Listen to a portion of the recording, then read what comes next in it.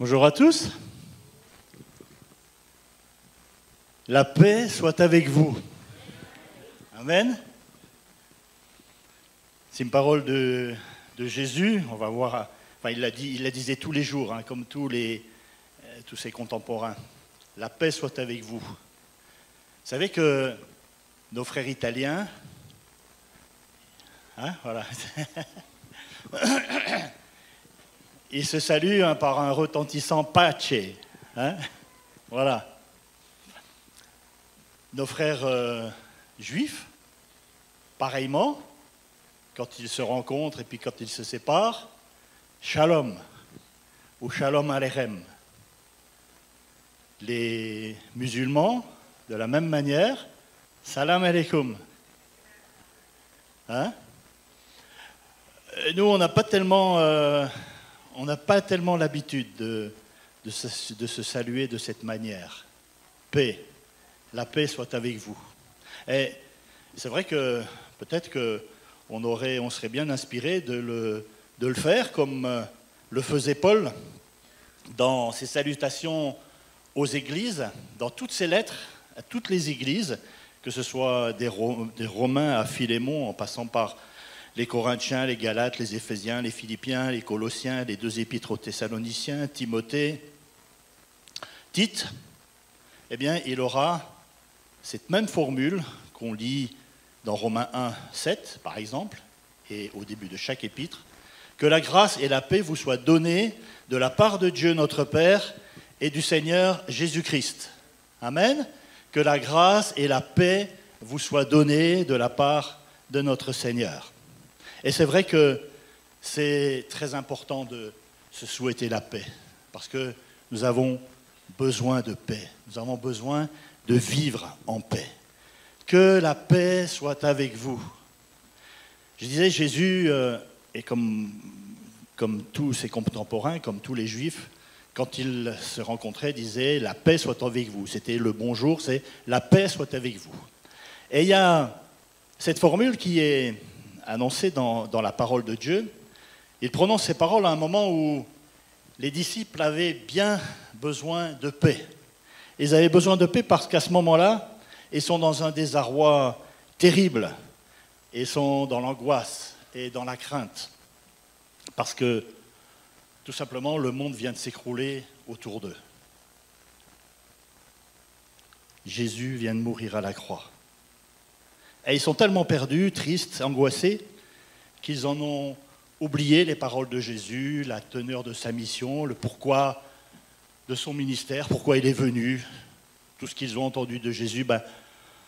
À ce moment-là, ils sont tellement dans l'angoisse et la tristesse qu'ils ont tout oublié.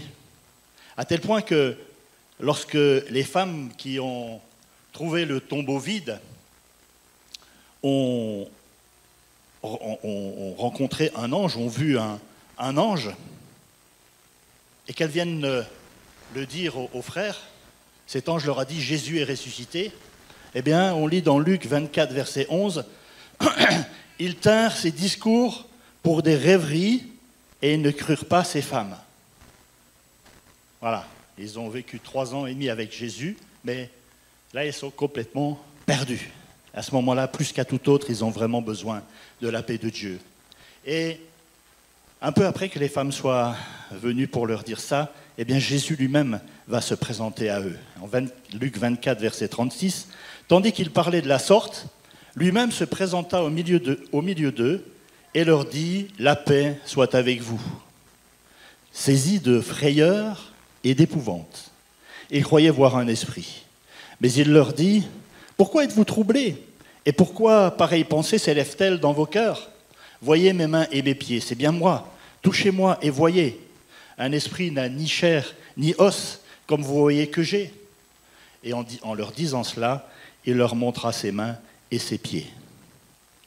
Comme dans leur joie, ils ne croyaient point encore et qu'ils étaient dans l'étonnement, il leur dit « Avez-vous quelque chose à manger ?» Pour bien leur prouver qu'il était lui, là, Jésus, ce Jésus, en chair et en os. La paix soit avec vous. C'est vrai que nous avons besoin de paix, que le monde a besoin de paix. Alors, la paix, qu'est-ce que c'est? Dans beaucoup d'endroits dans le monde, il y a la guerre, à des degrés plus ou moins élevés. Et dans les endroits où il n'y a pas de guerre, on ne peut pas vraiment dire qu'il y règne une paix parfaite et profonde. La paix mondiale, vous le savez, repose sur un équilibre très instable, qui consiste à faire comprendre à l'autre qu'il n'a pas intérêt à entrer en conflit avec lui, parce qu'il pourrait en payer de lourdes conséquences. Si vis pacem para bellum, vous connaissez cette expression latine qui veut dire « si tu veux la paix, prépare la guerre ». Elle se réfère à un concept de la paix armée, qui est une doctrine selon laquelle la force militaire est la principale garantie pour maintenir la paix. Et c'est ce qui a donné le concept de la dissuasion nucléaire qui a encore cours aujourd'hui, sur lequel repose, pour combien de temps encore, la paix dans le monde. Une paix toute relative, bien entendu, puisqu'elle ne comprend que les grands équilibres mondiaux. Aujourd'hui, il n'y a plus de guerre mondiale, et on peut s'en réjouir, mais il y a de multiples guerres régionales, et les dirigeants du monde jouent constamment à se faire peur, et ils prouvent par leurs attitudes que la paix n'est pas leur valeur essentielle, du moins pour un certain nombre d'entre eux. Il n'y a qu'à regarder les deux principaux conflits actuels que sont la guerre en Ukraine et le conflit israélo-palestinien, pour bien se rendre compte que la paix et la concorde ne sont pas les principaux objectifs des dirigeants de ce monde, même si c'est ce que certains voudraient faire laisser paraître. Et on se retrouve dans une situation cynique où les dirigeants poussent le bouchon de plus en plus loin, en ne pensant qu'à leur propre intérêt, au détriment de l'intérêt des autres, en se retranchant derrière la peur, la crainte qu'inspire sa force. Si aujourd'hui la guerre en Ukraine ne cesse pas, c'est tout simplement parce que les dirigeants européens et américains, entre autres et principalement, ne veulent pas entrer en conflit direct avec la Russie de Poutine et ne peuvent pas faire la police sans crainte de voir Poutine provoquer une guerre mondiale parce qu'il ne veut pas se soumettre aux injonctions des Nations Unies. Le monde dans lequel on vit est un monde tristement en manque de paix. Il manque de paix, mais on se targue de vivre en paix. Mais de quelle paix s'agit-il? Et je dirais que ce n'est pas parce qu'on n'est pas en guerre qu'on est vraiment en paix. Alors, à la différence de la paix qui résulte d'une absence de conflit, de guerre, on y reviendra tout à l'heure, je voudrais parler principalement de la paix intérieure, de la paix, de notre paix personnelle. On a tous besoin de paix. On a tous besoin de calme, de tranquillité, de sérénité, de quiétude, de repos, d'harmonie. Il y a de multiples autres synonymes à la paix. On a tous besoin de cela. Être en paix, c'est une sensation de bonheur, de contentement, de plaisir et de bien-être qu'on apprécie d'autant plus que, très souvent, on est confronté au stress, aux agressions en tout genre, à la tension ou même à la tristesse. Et dans le monde dans lequel on vit, si on n'apprend pas à le maîtriser, ce monde nous empêche de vivre une vraie paix profonde, et c'est pourtant ce dont nous avons le plus besoin. Alors ma question, elle est celle-ci ce matin. Êtes-vous en paix? Êtes-vous en paix? Je pense que c'est une question intéressante à se poser. Êtes-vous en paix? Est-ce que dans votre vie quotidienne il y a de la paix, il y a du calme, de la tranquillité, de la sérénité, de la quiétude, du repos, de l'harmonie. Est-ce qu'on vit ça véritablement au quotidien? Si c'est vraiment le cas, alors merci. Merci Seigneur. Ça veut dire que, eh bien, le Seigneur a toute la place dans notre vie, dans notre cœur et dans nos pensées. Si ce n'est pas encore tout à fait le cas, si nous manquons de paix ce matin, si nous sommes confrontés à du stress ou à des inquiétudes qui nous empêchent d'être complètement sereins, d'être en paix, le Seigneur qui est là, qui est au milieu de nous, eh bien, a une réponse pour nous. Et ce matin, Jésus nous dit, nous lisons dans Jean 14 au verset 27, « Je vous laisse la paix, je vous donne ma paix. Je ne vous donne pas comme le monde donne, que votre cœur ne se trouble point et ne s'alarme point. » Et j'aime bien les deux autres versions que je vais vous lire. D'abord, la version du semeur. Jésus dit, mais je vous laisse la paix. C'est ma paix que je vous donne. Je ne vous la donne pas comme le monde la donne. C'est pourquoi ne soyez pas troublés et n'ayez aucune crainte en votre cœur. Et dans la version parole vivante, il est dit, je vous laisse la paix. C'est ma paix que je vous donne. Ce cadeau n'a rien de commun avec ce que le monde peut donner, avec sa paix à lui. C'est pourquoi cessez d'être inquiets et de vous laisser troubler. Bannissez toute crainte de vos cœurs. J'aime beaucoup cette version. Ça veut dire la même chose que la version seconde qu'on lit habituellement, mais elle est plus explicite, je trouve. Et ces paroles de Jésus, je vous donne ma paix, je vous laisse ma paix, non pas comme celle que le monde peut vous proposer, mais ma paix. Eh bien, Jésus adresse ces paroles à ses disciples avant de s'en aller. Je vous laisse la paix, je vous donne ma paix. Et c'est quand on est dans la crainte et la difficulté qu'on a besoin de paix. La crainte et la difficulté, trop souvent, nous font perdre notre paix. Et c'est le contraire qui devrait se passer. Notre paix profonde, celle que Jésus nous donne, celle dont Jésus a dit « je vous laisse, je vous donne ma paix », eh bien, cette paix doit nous permettre de bannir nos craintes.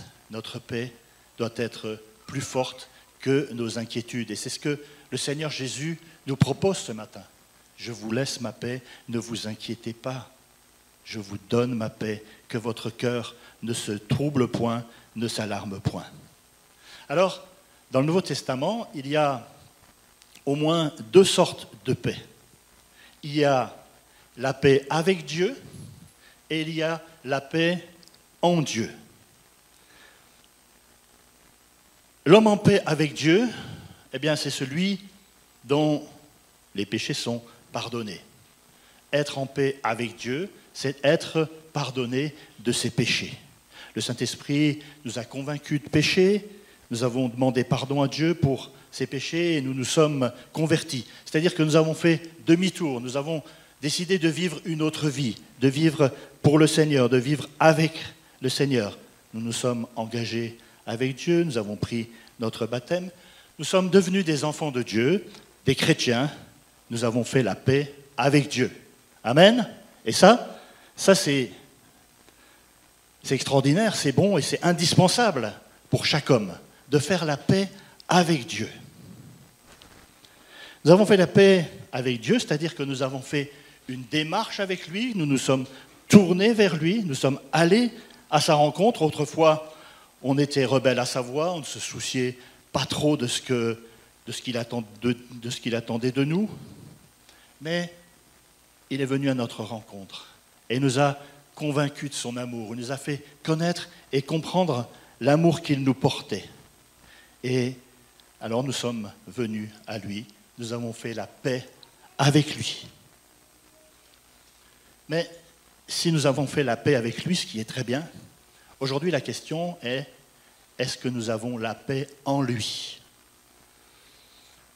Est-ce que nous avons la paix en lui? Les disciples, on va reprendre un petit peu leur histoire, on va les laisser là où on va les reprendre là où on les a laissés tout à l'heure.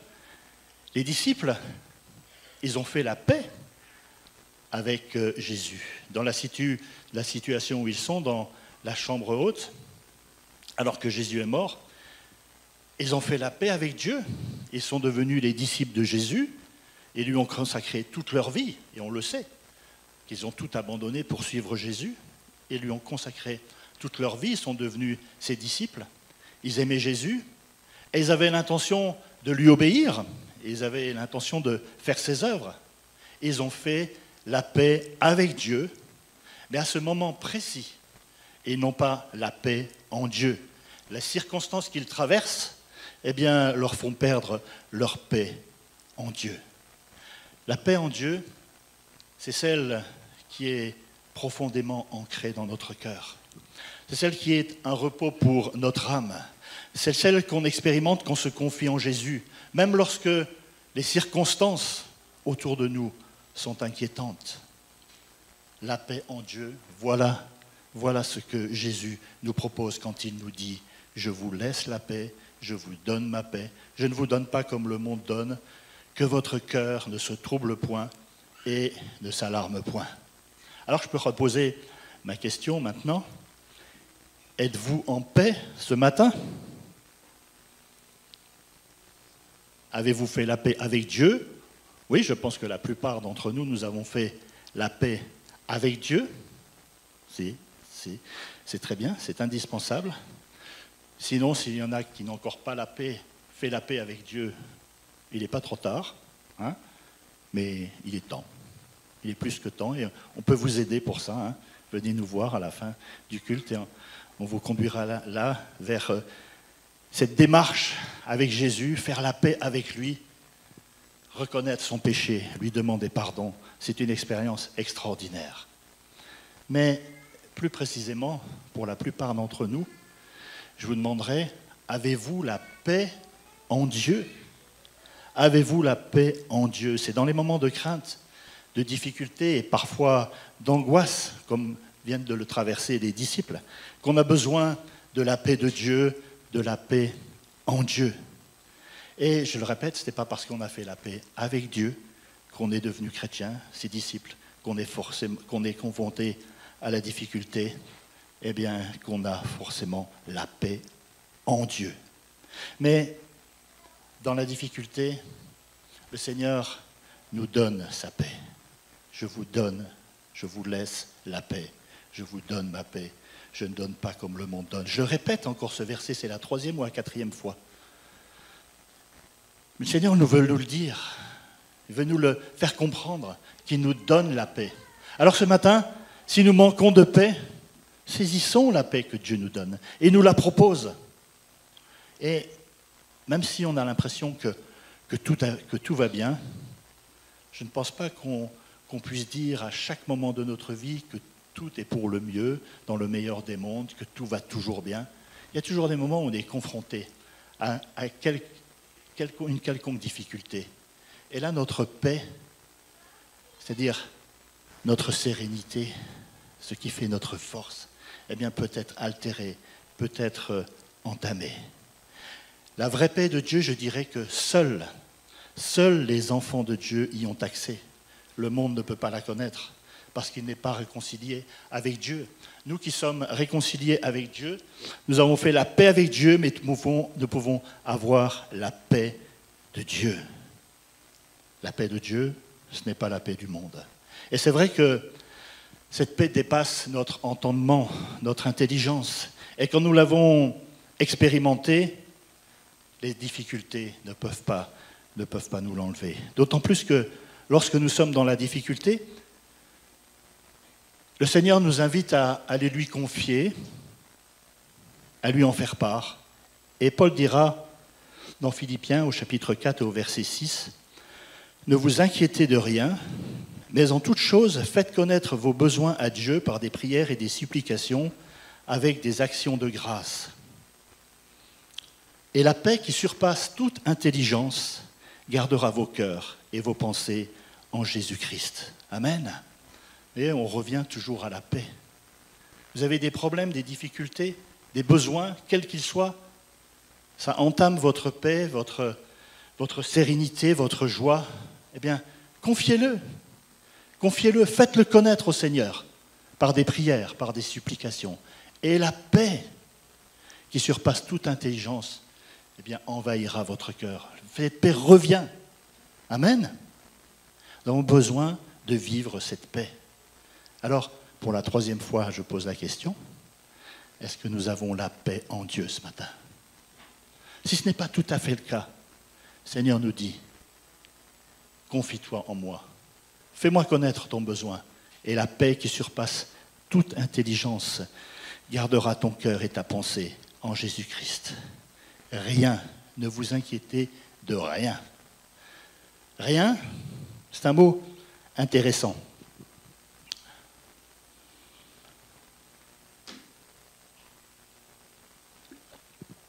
Rien, c'est pas grand-chose.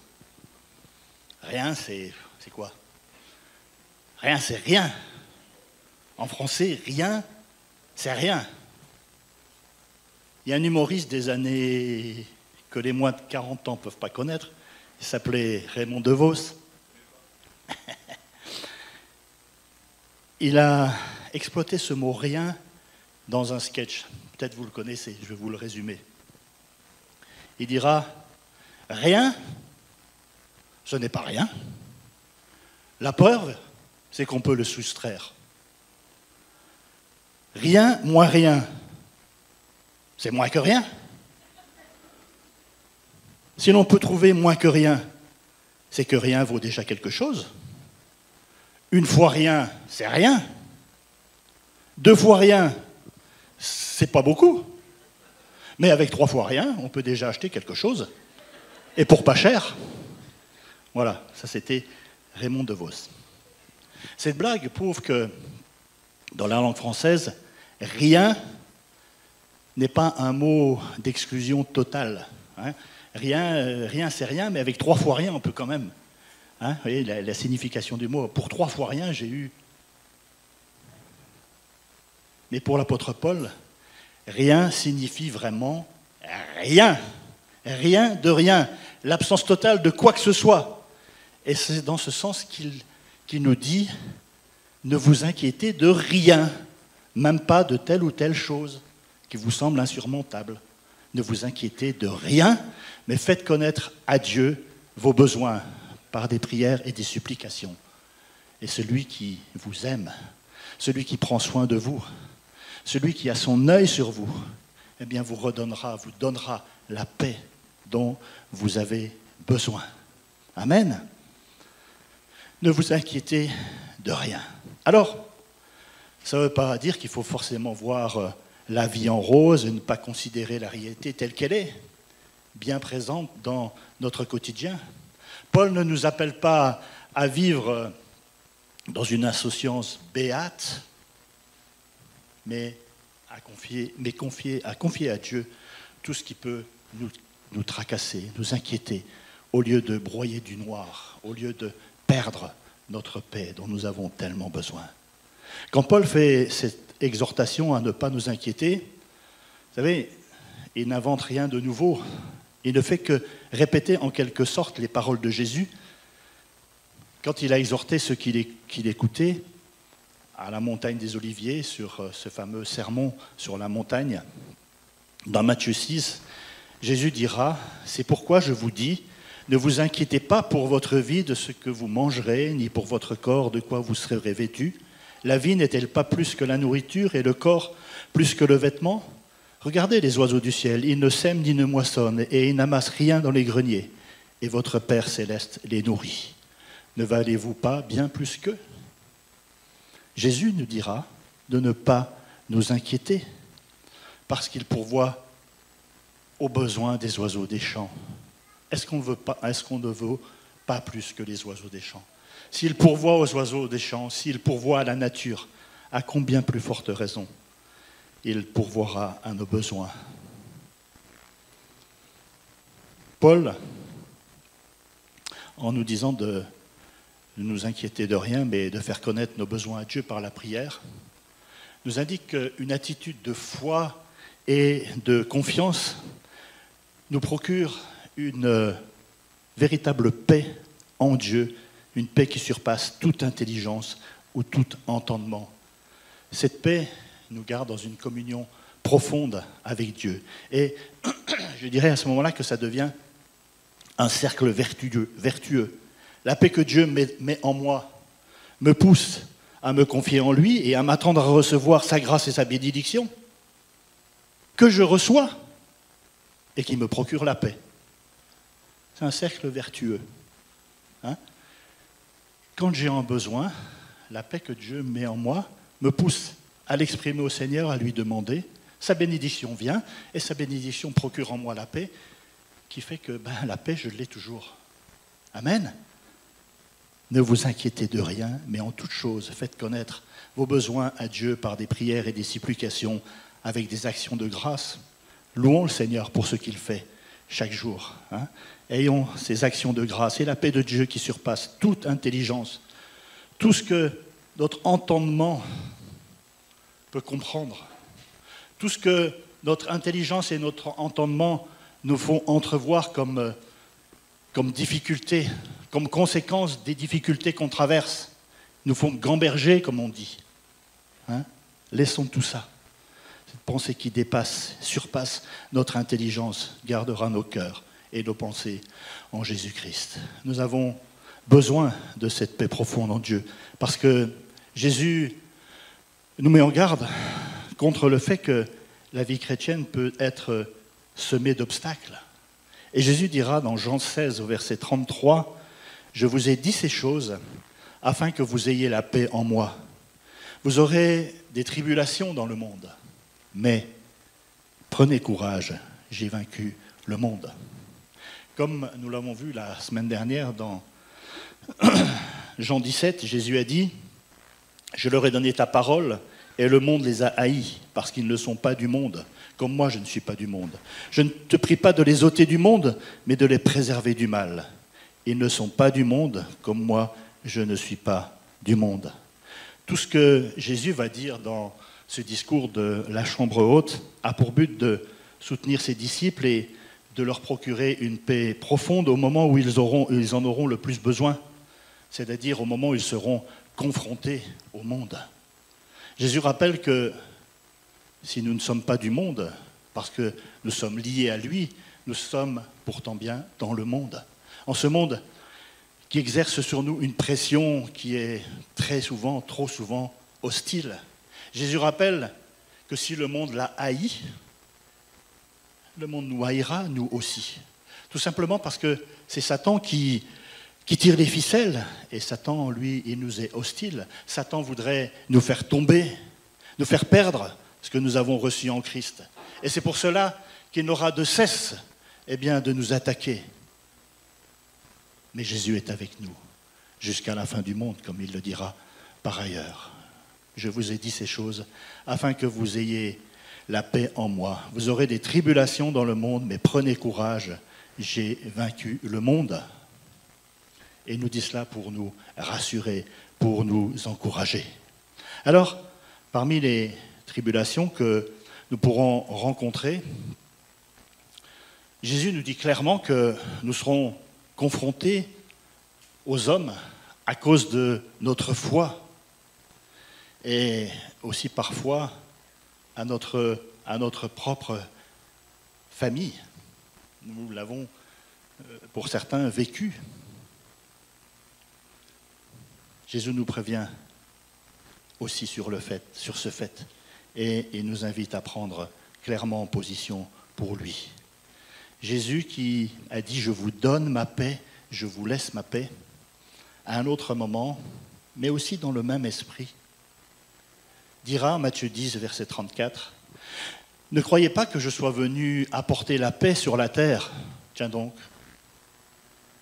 c'est pas un peu contradictoire cette affaire-là? Jésus me dit, je vous laisse ma paix, je vous donne ma paix.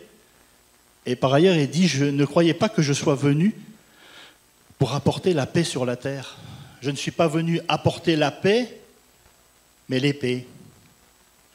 Car je suis venu mettre la division entre l'homme et son père, entre la fille et sa mère, entre la belle-fille et sa belle-mère, et l'homme aura pour ennemi les gens de sa maison. C'est peut-être effectivement un peu difficile à entendre comme mise en garde, mais pourtant, c'est une réalité que beaucoup ont à affronter. Prendre position pour Christ risque parfois de nous couper du monde et même de nos familles.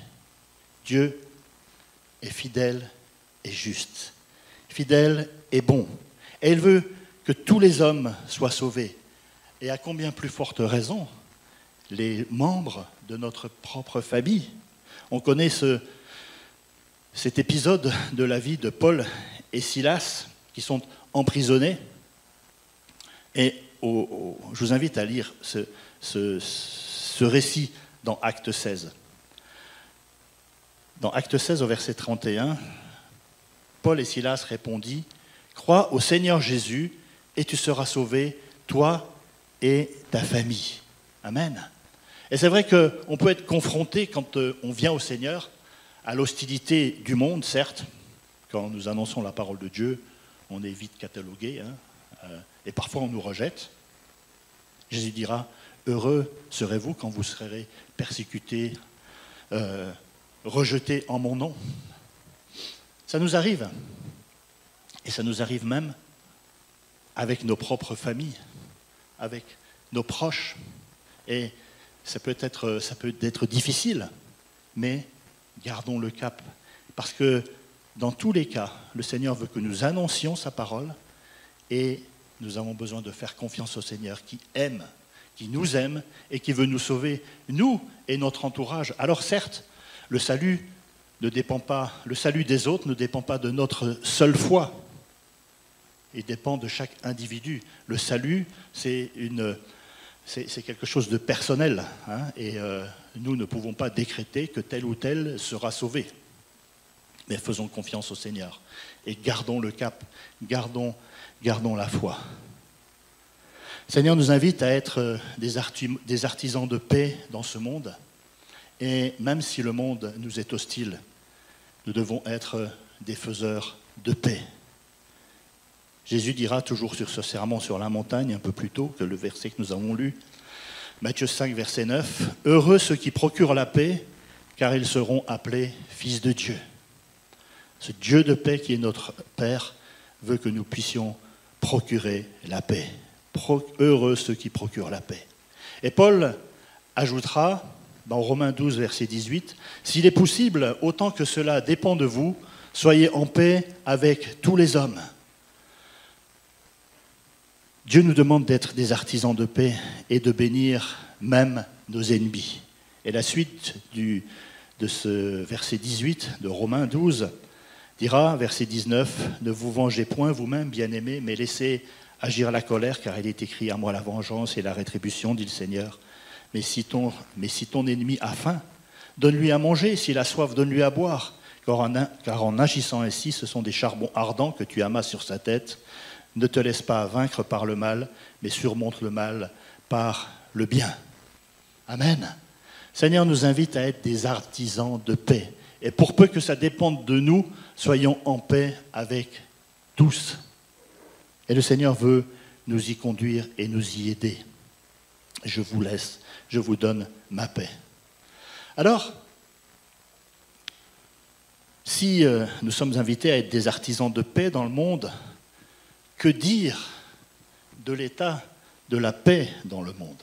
Et je ne me place plus ici sur le plan individuel, comme nous venons de le voir, mais sur le plan collectif et de notre relation sociale avec le monde. Quand on voit l'état du monde, la question naturelle qu'on peut se poser, c'est de savoir si nous devons prier pour la paix du monde.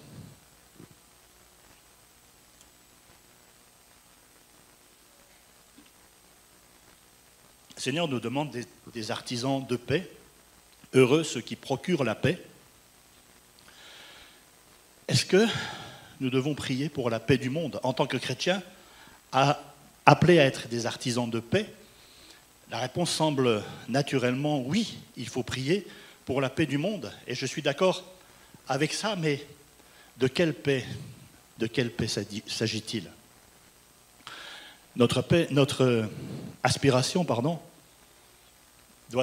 doit-elle être de voir un monde sans guerre, un monde qui vit l'harmonie entre les peuples, un monde où il n'y a plus de misère et de pauvreté? C'est vrai qu'on aimerait voir ça, car c'est un monde qui ressemble à ce qu'il pourrait être s'il était conduit par Dieu. Et on est en droit, et c'est juste d'avoir envie de voir ça.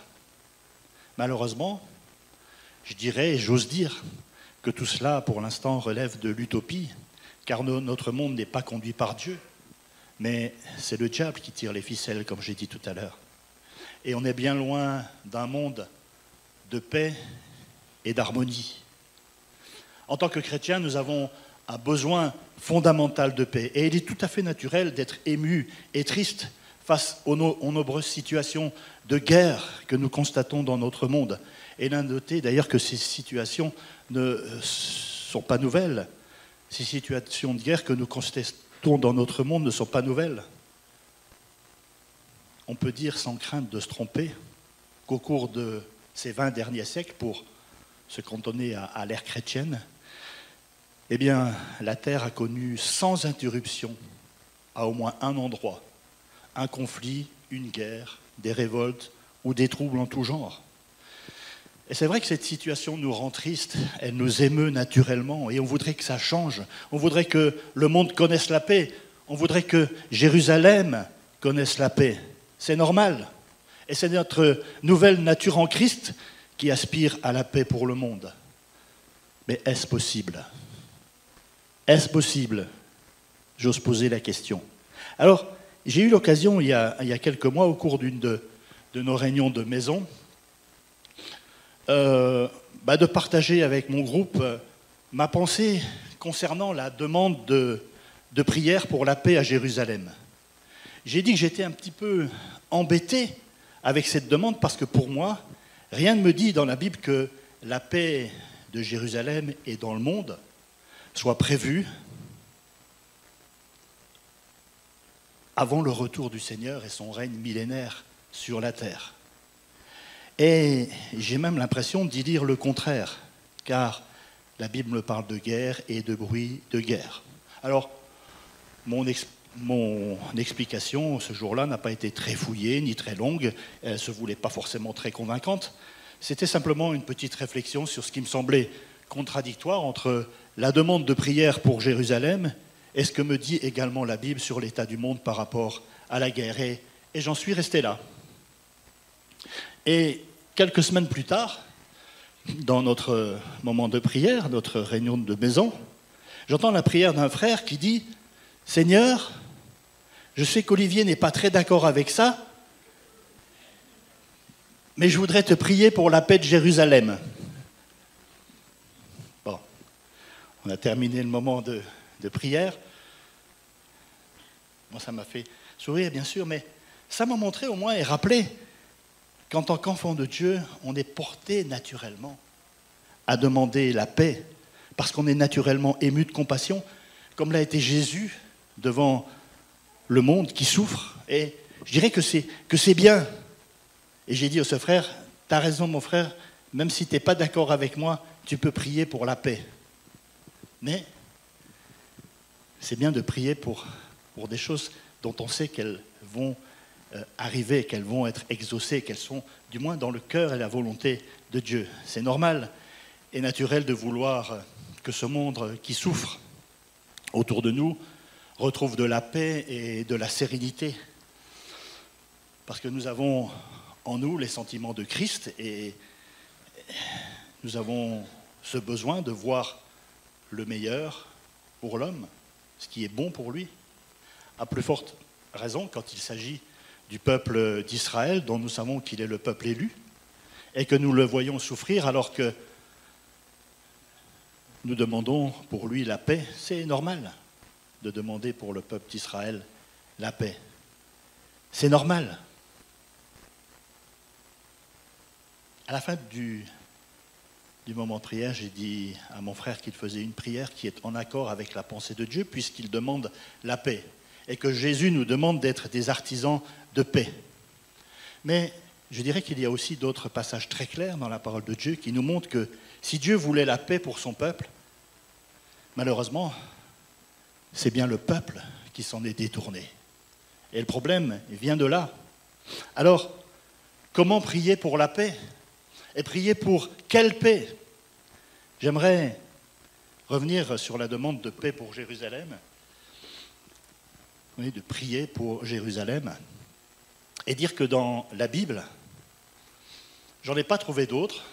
J'ai invité les frères à m'en trouver d'autres, et je vous invite aujourd'hui à m'en trouver un, si jamais il y en a. Il y a un seul passage qui parle clairement de prier pour la paix de Jérusalem. Il s'agit du psaume 122, où nous lisons « Demandez, au psaume 122 au verset 6, « Demandez la paix de Jérusalem, que ceux qui t'aiment jouissent du repos. Que la paix soit dans tes murs et la tranquillité dans tes palais. À cause de mes frères et de mes amis, je désire la paix dans ton sein. À cause de la maison de l'Éternel, notre Dieu, je fais des vœux pour ton bonheur. » Alors je dirais qu'il faut replacer ces versets dans le contexte dans lequel ils sont écrits. Ces versets font partie des 3 psaumes, 121, 122, 123, qui décrivent le voyage des pèlerins qui viennent à Jérusalem pour adorer. Et ces pèlerins qui ont fait un voyage parfois périlleux sont émerveillés quand ils entrevoient enfin, au bout de leur longue marche, quand ils entrevoient enfin cette belle ville de Jérusalem, la cité magnifique où ils viennent pour adorer. Et c'est ému et satisfait de voir enfin Jérusalem, qu'ils ont cette envie dans leur cœur de bénir cette ville sainte qui est l'objet de leur joie, de leur fierté. Et ils sont poussés à prier ce psaume, psaume 122. « Je suis dans la joie quand on me dit « Allons à la maison de l'Éternel ». Nos pieds s'arrêtent devant tes portes, Jérusalem. Jérusalem, tu es bâtie comme une ville dont les parties sont liées ensemble. C'est là que montent les tribus de l'Éternel selon la loi d'Israël, pour louer le nom de l'Éternel. Car là sont les trônes pour la justice, les trônes de la maison de David. Demandez la paix de Jérusalem, que ceux qui t'aiment jouissent du repos, que la paix soit dans tes murs et la tranquillité dans tes palais. À cause de mes frères et de mes amis, je désire la paix dans ton sein. À cause de la maison de l'Éternel, notre Dieu, je fais des vœux pour ton bonheur. » Et c'est dans ce contexte-là où les pèlerins arrivent sur Jérusalem et ils sont tellement heureux de voir enfin cette ville. Et ils prient, et il est naturel qu'ils disent « Seigneur, bénis cette ville, donne la paix à Jérusalem. » Cette prière de David pour l'auteur du psaume, c'est David. Cette prière de David pour la ville sainte ne sera malheureusement pas exaucée. Parce que le peuple, et c'est là d'où vient le problème, parce que le peuple finira par se détourner de Dieu au fil des siècles jusqu'à la venue du Jésus, qui sera pour Jérusalem une occasion de chute, puisque le peuple rejettera le Messie, Jésus lui-même. Et Jésus va pleurer sur Jérusalem. On lit dans Luc 19, verset 41.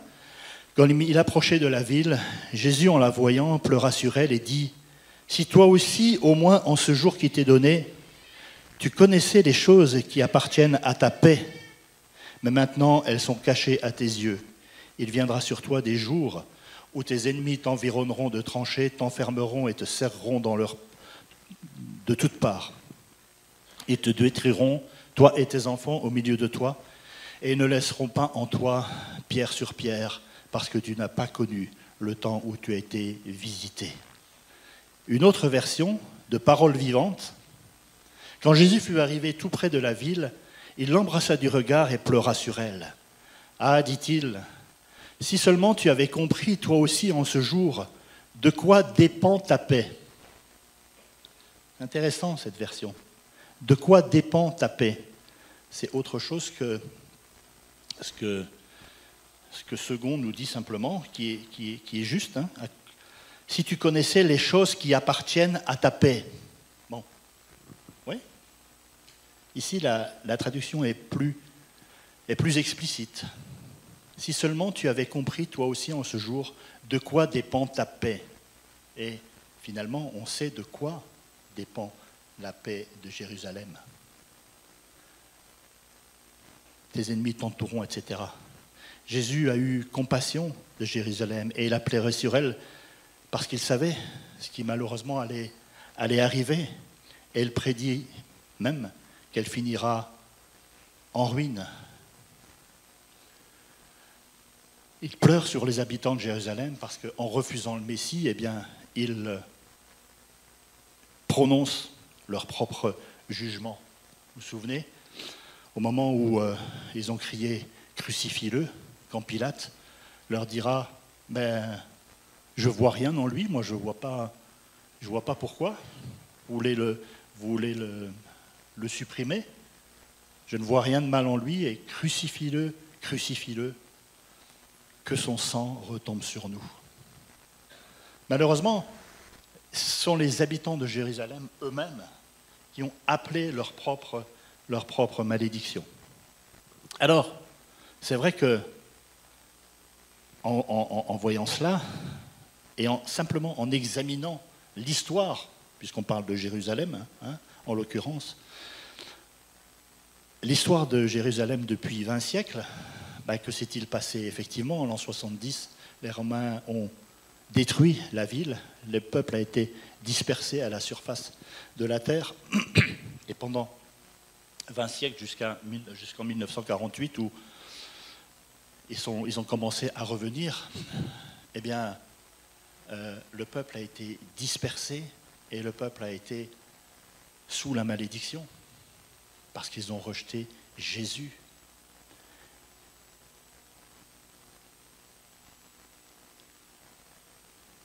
Alors, tout à l'heure, quand je disais « faut-il prier pour Jérusalem? Faut-il prier pour la paix dans le monde ?»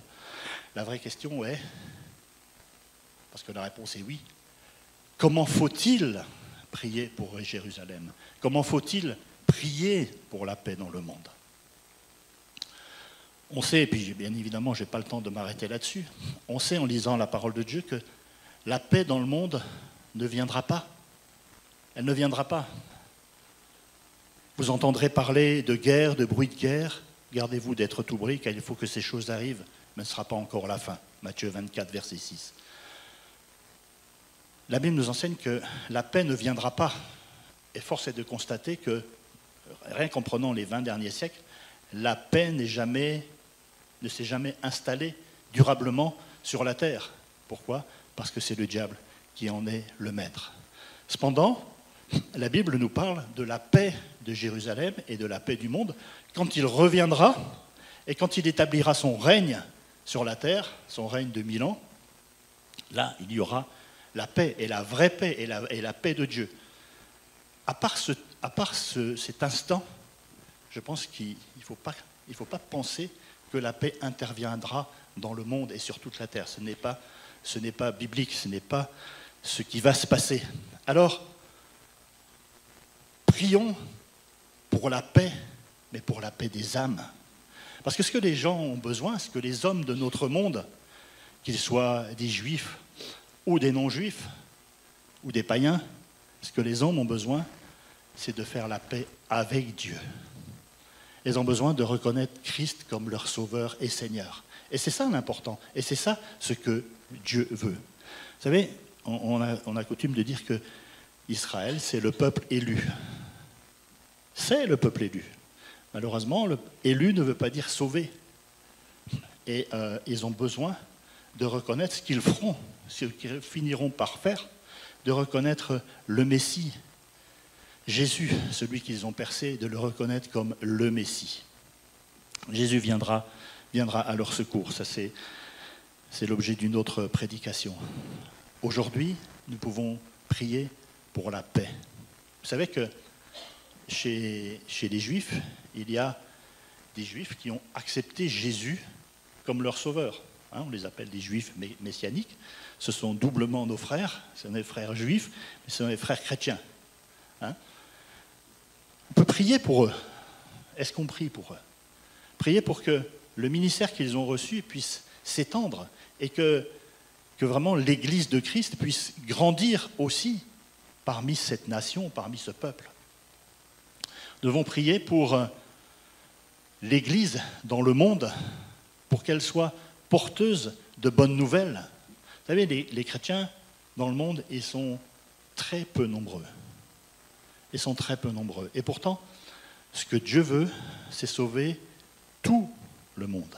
Il est venu pour tous et ne fait exception de personne. Et nous avons besoin de prier et de nous engager pour cela. J'ai déjà parlé, et on en parle ici souvent, c'est l'engagement de l'Église dans sa façon d'annoncer le salut en Christ, dans sa façon d'annoncer l'amour de Dieu. Nous avons une grande responsabilité qui consiste à annoncer que Dieu aime les hommes et qu'il veut les sauver. Alors, c'est vrai qu'on a beaucoup de tristesse à voir le monde qui souffre. Et le monde souffre. Et ce n'est pas du fait de Dieu, bien évidemment. C'est du fait que le monde est sous l'emprise de l'ennemi. Le monde est dans le péché. Et nous avons besoin de lui faire connaître que Dieu les aime et qu'il veut leur donner le moyen de sortir de cette situation. Alors, comme je disais dans l'explication que j'ai donnée par la suite à mes frères de mon groupe, on dit que rien n'est inconnu aux yeux de Dieu. Et Dieu aime les hommes. Et Dieu connaît les cœurs. Et même si dans des conflits où l'Église n'a aucune partie prenante, où il n'y a pas de chrétiens, je pense que les hommes sont amenés, dans tous les cas, et surtout au moment où ils sont dans la détresse la plus totale, ils sont amenés à se tourner vers Dieu. Et Dieu connaît toutes choses, il connaît les cœurs. Et Dieu est capable de parler d'une manière ou d'une autre. Et ça, je veux le croire de tout mon cœur, que Dieu veut se révéler, veut se manifester d'une façon ou d'une autre, parce qu'il ne fait exception de personne. Alors, nous pouvons prier pour la paix dans le monde. Mais prier de cette manière qui consiste à dire, Seigneur, étends ta main puissante pour que ta parole puisse trouver écho favorable dans les cœurs, que le monde, dans les souffrances dans lesquelles il se trouve, que le monde puisse découvrir combien tu l'aimes, que le monde puisse découvrir combien tu as quelque chose de meilleur et de merveilleux pour eux. Alors, c'est vrai que c'est parfois difficile à voir. Il y a tellement de mauvaises choses qu'on voit dans le monde. Et pourtant, Jésus est la solution à tous ces problèmes, pour peu que les individus viennent à lui, s'attendent à lui et reçoivent sa paix. Il veut la donner, il nous l'a donnée, nous l'avons vécue, et il nous a donné sa paix, mais il veut la donner à tous ceux qui voudront bien avoir un regard favorable vers lui. Alors, prions pour la paix, prions pour que la paix de Dieu soit manifestée, que la paix de Dieu puisse toucher les cœurs, oui, que la paix de Dieu puisse transformer les vies. Nous pouvons prier pour cela, et que le monde qui nous entoure puisse découvrir le monde. Alors, on va bientôt arriver à Noël, et on a trop souvent tendance à rappeler, surtout au moment de Noël, parce que c'est à ce moment-là qu'il est le plus cité, ce verset de Luc 2, verset 14, « Gloire à Dieu dans les lieux très hauts et paix sur la terre parmi les hommes de bonne volonté. » On entend souvent ce verset biblique au moment de Noël, car on voudrait tellement que cette période soit une période de paix, ou au moins de trêve, et on la présente souvent comme ça. Ça part d'un bon sentiment bien humain, le désir de paix, le besoin de paix. En réalité, ce verset n'est pas du tout écrit comme ça. La bonne version, c'est « Gloire à Dieu dans les lieux très hauts et paix sur la terre parmi les hommes qui l'agréent ». Et elle est aussi traduite de cette façon « Gloire à Dieu et paix sur la terre parmi les hommes qui plaisent à Dieu » ou « parmi les hommes en qui Dieu prend plaisir ». Ça change tout, ça n'a plus du tout le même sens. Il ne s'agit plus des hommes de bonne volonté, paix sur la terre, aux hommes de bonne volonté. Ah, si tous les gars du monde pouvaient se donner la main, il y aurait la paix. Il ne suffit pas d'avoir la volonté humaine de faire la paix, Mais il faut avoir dans son cœur cette volonté de faire la volonté de Dieu. Et même si on prenait cette traduction qui dit « paix sur la terre parmi les hommes de bonne volonté », on peut se poser la question de savoir ce qu'est la bonne volonté. Est-ce que la volonté des hommes peut être bonne? Aux yeux de Dieu, j'entends. Je dirais non. La seule volonté bonne, c'est celle de Dieu. Et il faut que les hommes fassent la volonté de Dieu. Alors, ils trouveront la paix. C'est une évidence. Et il n'y a qu'en faisant la volonté de Dieu que les hommes font preuve de bonne volonté. Et c'est pour cela que la bonne traduction de cette phrase est bien « paix sur la terre parmi les hommes qui l'agréent ». Tous les efforts de l'homme pour parvenir à la paix sont voués à l'échec. Alors, nous pouvons prier, cependant, pour la paix du monde qui en a bien besoin. Et le seul moyen pour le monde de connaître Dieu, c'est qu'il revienne à Christ. Et c'est en cela que l'Église a un rôle important. Alors c'est vrai qu'on pourrait parler de ça d'une manière différente et plus approfondie, mais la teneur de mon message ce matin, c'est la paix, alors la paix pour le monde, mais surtout notre paix intérieure. Est-ce que nous sommes véritablement dans la paix? Êtes-vous en paix ce matin? Le Seigneur veut nous remplir véritablement de sa paix, et que sa paix puisse déborder, afin que toutes les difficultés que immanquablement nous traversons, que nous traverserons encore, que ces difficultés ne nous coupent pas de la paix de Dieu. Alors, ce matin, j'aimerais, si vous pouvez venir, j'aimerais vous reposer encore cette question. Est-ce que vous avez la paix en Dieu? Est-ce que vous voulez la paix en Dieu? Est-ce que vous comprenez quelle est la manière d'opérer pour avoir la paix en Dieu? La paix en Dieu, Jésus nous la donne. Il nous la donne. Il suffit de la recevoir avec foi. Alors, ce matin, si nous sommes dans le trouble, dans la difficulté, dans l'angoisse peut-être, dans une situation pour laquelle nous ne voyons pas d'issue, et pourtant, nous avons fait la paix avec Dieu. Nous sommes devenus ses enfants. Et malgré cela, nous sommes dans une situation difficile, qui peut nous paraître inextricable. Le Seigneur nous répète ce matin, et il nous dit encore, comme il dira à ses disciples avant de les quitter, pour qu'ils soient consolés et qu'ils soient fortifiés. Le Seigneur Jésus ce matin, il nous dit, je vous donne ma paix, je vous laisse ma paix. Est-ce que, pendant que nous fermons les yeux, pendant que nous pensons à cette paix que le Seigneur veut nous accorder dans notre difficulté, dans notre besoin précis, est-ce que quelqu'un parmi nous voudrait recevoir cette paix et la saisit, veut la saisir maintenant pleinement, veut la saisir de la part du Seigneur, qui veut transformer, qui veut vivifier tout son être? Est-ce que quelqu'un veut la paix de Dieu? Qu'il lève la main simplement. Seigneur, merci parce que tu nous rappelles encore ce matin que tu es un Dieu de paix. Et que cette paix qui surpasse toute intelligence, cette paix qui dépasse notre entendement, qui dépasse tout ce que nous pouvons comprendre, imaginer, que cette paix qui vient d'en haut, tu veux nous en revêtir. Tu veux nous en revêtir jusqu'à la plénitude. Alors ce matin, Seigneur, au nom de Jésus, et parce que c'est toi, Seigneur Jésus, qui nous la propose, c'est toi qui nous l'as acquise à la croix, c'est toi qui nous l'as donnée, qui nous l'offre ce matin.